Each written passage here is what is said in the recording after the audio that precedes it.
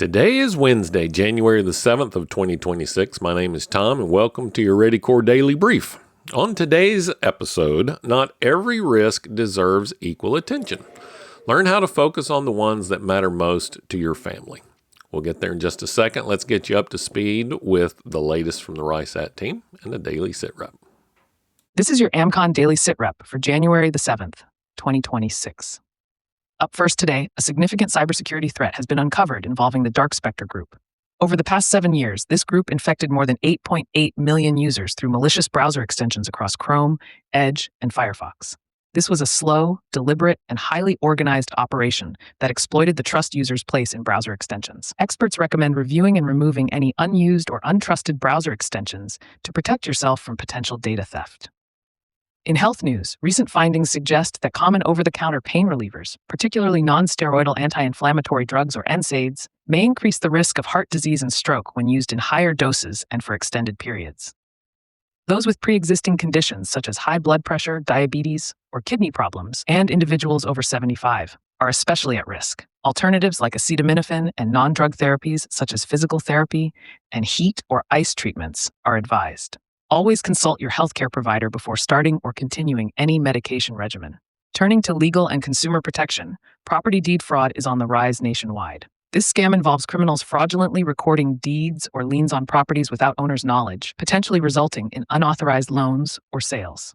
Property owners should monitor official records, secure mail, and sign up for property fraud alert services offered by many counties to protect themselves. Prompt reporting to local law enforcement is crucial if fraud is suspected. In retail news, Wegmans grocery stores in New York City have begun collecting biometric data from shoppers, including facial recognition, eye scans, and voice prints. The company states this is to enhance security and prevent illegal activities. This raises questions about the future of biometric data collection in in-person shopping experiences. Consumers are encouraged to stay informed and engage with local legislators on privacy concerns related to biometric data. Finally, a reminder to stay vigilant amid ongoing protests and potential civil unrest nationwide. Multiple demonstrations are scheduled today, including rallies in Chicago, Manhattan, and Albany. Maintain situational awareness, know your exits, and report any suspicious activity to authorities and the RISAT team via regional signal chats or alerts. Now, for today's weather. A storm system will bring snow to the Four Corners region, with widespread showers and thunderstorms expected from the plains to the Midwest and Mississippi Valley on Thursday. There is a risk of flash flooding and severe weather across the lower Mississippi and Tennessee valleys on Friday.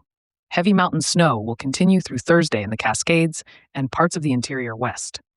Temperatures will remain well above average in much of the central and eastern U.S., while the western U.S. experiences chillier conditions. In the Northwest, 2 more cold fronts will bring continued heavy mountain snow, and high winds may cause tree and power line damage in Southern California mountains through Thursday evening.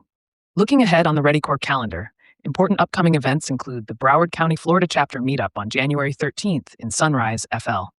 The NWFL January Winter Camp from January 15th to 18th in Ebro, FL, and the 3rd Annual Illinois Winter Camping Event from January 16th to 18th at Starved Rock State Park in Oglesby, IL. Members are encouraged to register and participate to enhance their preparedness skills and community involvement. That's the AmCon Daily Sit Rep for today. Members can access the American Contingency Members-Only site to get the full report and more in-depth analysis of today's stories, along with practical preparedness tips, training opportunities, and resources to help you, your family, and your neighborhood stay crisis ready. So when the Johnsons sat down to build their risk list, it was long. Everything from tornadoes to pandemics and power outages. Ryan felt overwhelmed. Man, we can't prepare for all of this. But then Emma said, yeah, maybe not, but we don't have to.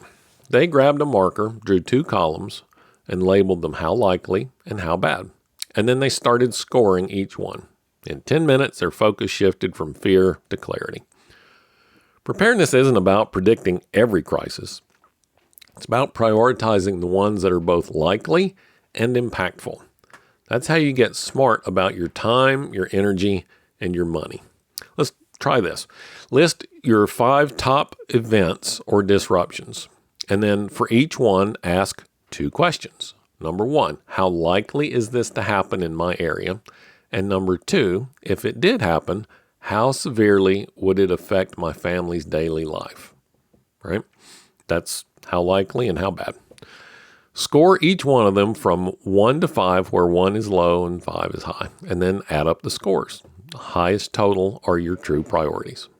The chances are the top of your list won't be very dramatic. It'll be boring, regular, everyday things like a power outage, job interruptions, or bad weather.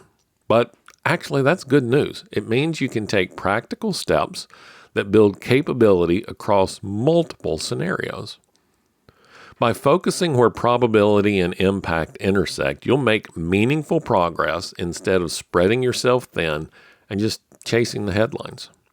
So tonight, I want you to pick your top 3 risks and give each one a score for likelihood and impact. You can even make a longer list if you want.